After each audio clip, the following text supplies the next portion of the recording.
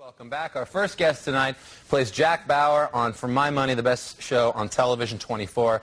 Glad he can make time for us while he's trying to save the planet. Say hi to Kiefer Sutherland, everybody.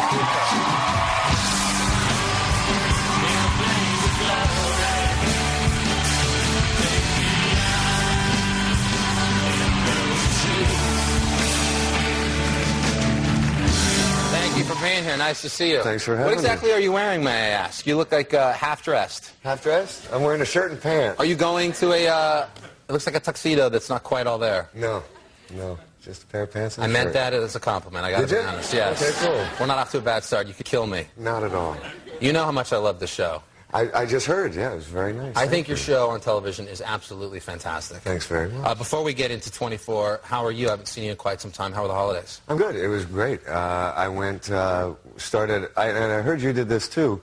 A couple of years ago, I started a record label with a fantastic partner, a guy named Jude Cole, fantastic musician and producer. Kind of like the movie industry, the music industry has been downsized as it's kind of become one giant company. Right. And I think that there's so many fantastic bands out there that just aren't getting heard by an audience that we wanted to try and make a few records a year and try and help people out. I didn't know you were that much into music that you'd be motivated to start like an independent label. Hugely. I would have to say, of all of the art mediums, from painting to writing to theater, film, music has affected me the most over the course of my life. And you're signing bands? Yeah, we've got 3 records coming out this year, and I went with just a phenomenal singer-songwriter, Rocco DeLuca, and we went to Iceland, and he played about 4 shows in Reykjavik. How is Iceland?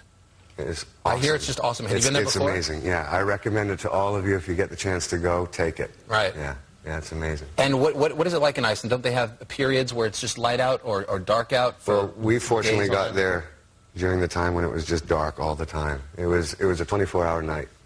Yeah. Wow, that must have been insane. So you don't feel guilty at all. And so your artist having did a some drink shows at 6 there. in the morning. Yeah, you know, right. Finally, 6 a.m. It's all right to drink a little. Yeah. Well, that's cool. Yeah, no, it was great, and the people there are fantastic. It's a very small country. There's only 250,000 people there. Yeah. How are the girls? They're beautiful. Are they? They're beautiful, yeah. Are they like the stereotype? Is it just sort of like platinum blonde hair and piercing blue eyes? No, they have all types. All types, and they're all beautiful. That's fantastic. What are you doing here? You should have stayed in Iceland. I had to come back to work. Oh, that sucks. I would have. In fact, it took a lot of coercion to get Rocco to get back on the plane and come home, too. Right. Well, I think that's great, though. Ironworks is the name of the label? Yeah.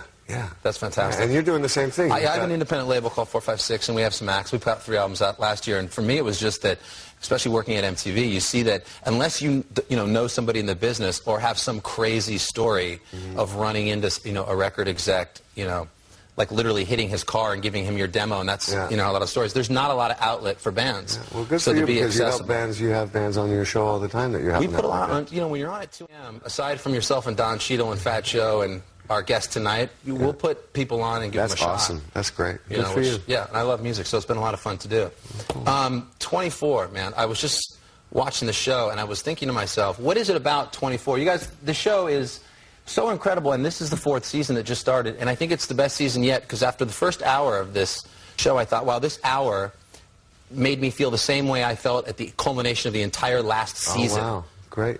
I don't know if you guys... I think one of the benefits is normally we would air the show in October, just whenever the World Series ended.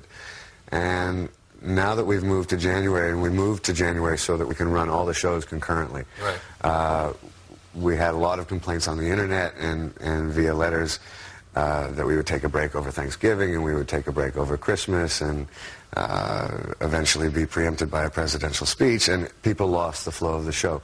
So we managed to start in January, and we'll run straight through till May without a break. Right. And what it's allowed us to do is shoot half the season for the first time without having to go to air. So we've been able to go back and just make sure every episode is exactly how we wanted it to be. Right. If there's stuff that we feel we can make better, we now have the time to do that. Well, what's crazy is when this whole show 24 started, it was, I guess, created out of just sheer fiction, and now the world, 4 seasons later, has sort of caught up to the contents of your show. Yeah, it's an unfortunate, it's a terribly unfortunate thing that's happened. The show was created as two writers sitting down and thinking, what would be the worst possible situation you could put a person in a 24-hour period?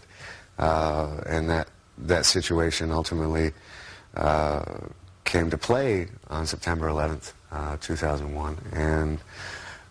And continually through the 4 years, the writers have written things that have, again, just been that simple. What would be the worst situation that you could possibly imagine? And unfortunately, the world seems to keep coming through with those ideas. Right, which almost makes it more compelling to watch because